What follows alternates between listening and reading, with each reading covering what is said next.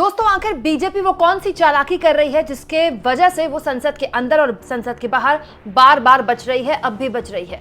दरअसल अडानी के मुद्दे पर संसद के अंदर हंगामा तो हो रहा है दोस्तों, लेकिन इसमें कोई दो राय नहीं है और इसको एक्सेप्ट करने में मुझे कोई हर्ज भी नहीं है, क्योंकि मैं एक पत्रकार हूँ।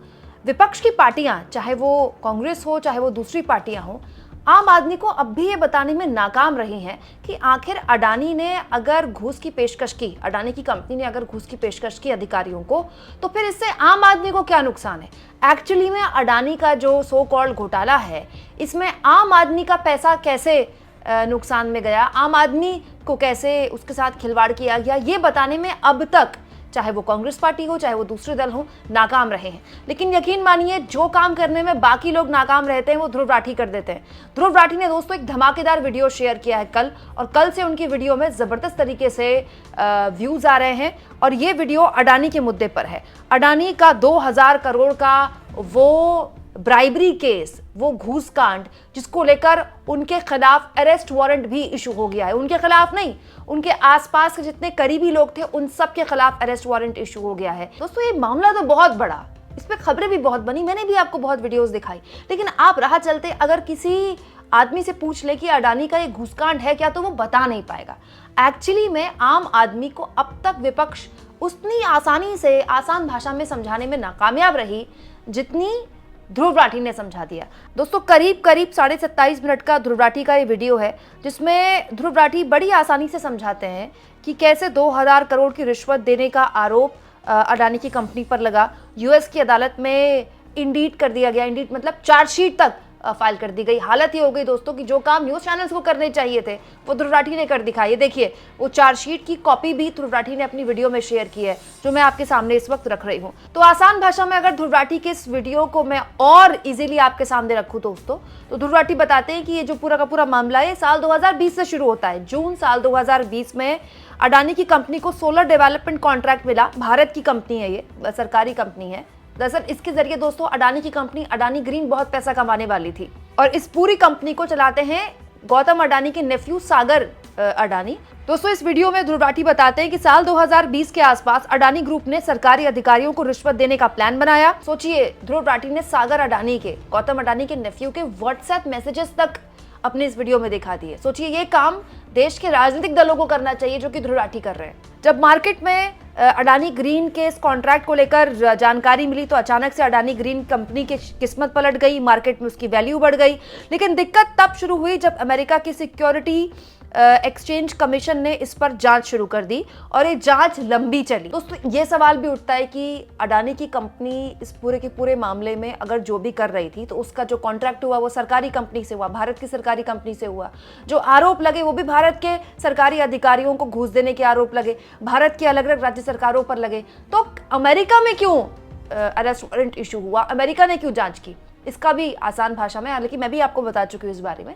दोस्तों, अमेरिका में अगर आप वहाँ के बैंक्स से पैसा लेते हैं और वहाँ के इन्वेस्टर का पैसा उठाते हैं, तो अगर आप उस मामले में किसी भी तरह का गड़बड़ झाला करते हैं या घूस देते हैं उसके जरिए, बेसिकली अमेरिका के इन्वेस्टर का अगर 1 रुपया भी आपने ज़ाय किया, अमेरिका के इन्वेस्टर को 1 रुपये की भी ठगी हुई, तो आप पर केस चल जाएगा। भारत वाला मामला नहीं है कि कितने भी 1000 करोड़ लेकर आप विदेश में उड़ जाएं, बैंकों को बर्बाद करके उड़ जाएं विदेश में, या फिर आप पर जांच भी ना बिठाई जाए, उस तरह का मामला नहीं। अमेरिका इस मामले को लेकर बहुत सख्त है, क्योंकि दोस्तों अपने कई प्रोजेक्ट्स के लिए अमेरिका के इन्वेस्टर्स और अमेरिका के बैंक से गौतम अडानी की कंपनी ने पैसा उठाया हुआ है, इसीलिए अमेरिका ने इस पूरे मामले में जांच की। दोस्तों, ध्रुव राठी अपनी इस वीडियो में ये तक बताते हैं कि 2023 में सागर अडानी का सामान बाकायदा FBI ने सीज कर दिया था।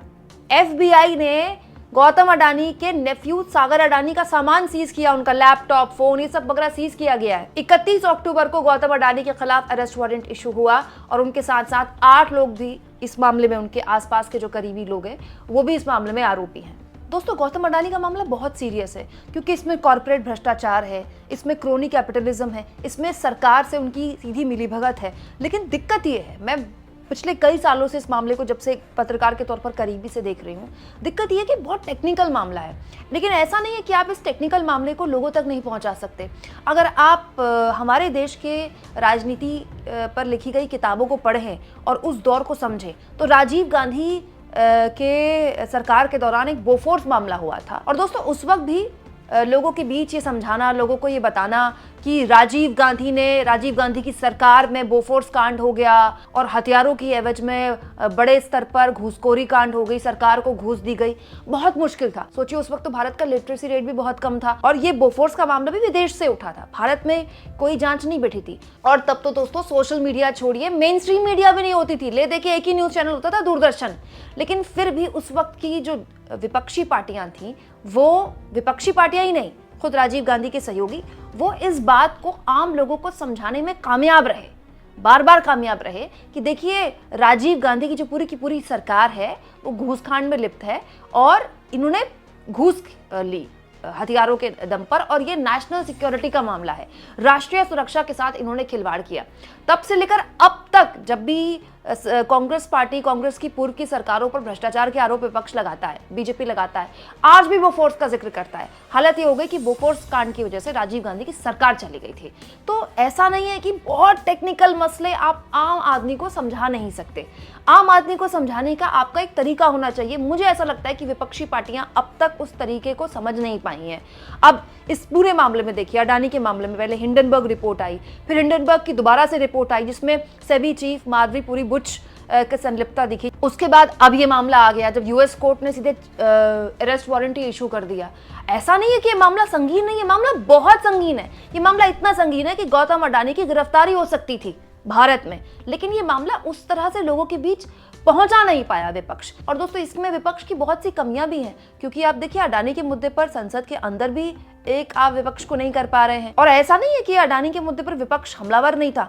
महुआ मोइत्रा उन सांसदों में से हैं दोस्तों जिन्होंने अडानी के मुद्दे पर शुरुआत से सबसे पहले बोलना शुरू किया था, क्योंकि महुआ मोइत्रा का जो बैकग्राउंड है वो फाइनेंशियल चीजों को बहुत गहराई से समझती है।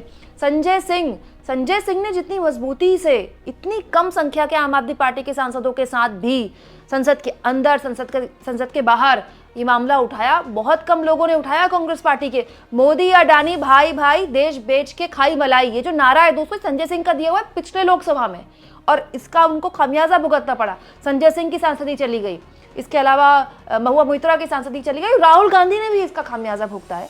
राहुल गांधी की भी सांसदी गई, अलग अलग वजहों से गई, लेकिन जानकार बताते हैं कि क्योंकि उन्होंने अडानी के मुद्दे को बहुत मजबूती से उठाया, इसीलिए उनकी सांसदी गई।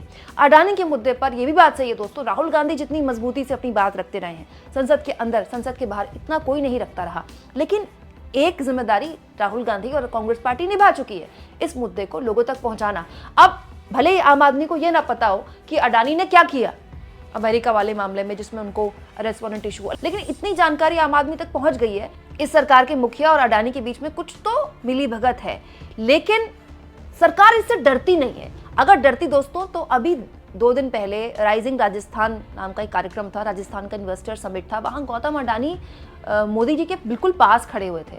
अगर सरकार गौतम अडानी की करीबियों से डरती, गौतम अडानी के नाम से डरती, तो मोदी किसी भी हाल में गौतम अडानी के साथ स्टेज शेयर नहीं करते। लेकिन क्योंकि सरकार को डर नहीं है, क्योंकि सरकार को पता नहीं है कि ये इस मुद्दे से ना तो हम चुनाव हार सकते हैं और ना ही व्यक्तिगत तौर पर मोदी की छवि को नुकसान पहुंचता है, इसलिए सरकार को कोई चिंता नहीं है। अब ये जिम्मेदारी विपक्ष की है कि वो लोगों को समझाए कि अगर कोई घूसकांड हुआ है तो उसमें आपका, मेरा, सबका पैसा गया है। अगर कहीं महंगी बिजली गई है तो वो आपके जेब से गई है। यहाँ इस बात को भी गौर किया जाए दोस्तों, जो कि ध्रुव राठी ने भी अपनी वीडियो में बताया और मैं भी आपको अपनी वीडियो में बता चुकी हूँ कि जैसे ये मामला आया, गौतम अडानी वाला मामला, यूएस की अदालत ने अरेस्ट वारंट इशू हुआ, अरविंद केजरीवाल ने विधानसभा के अंदर एक बयान दिया था कि इन्होंने मुझ पर भी बहुत दबाव डाला कि दिल्ली की सारी बिजली कंपनियां अडानी को सौंप दें।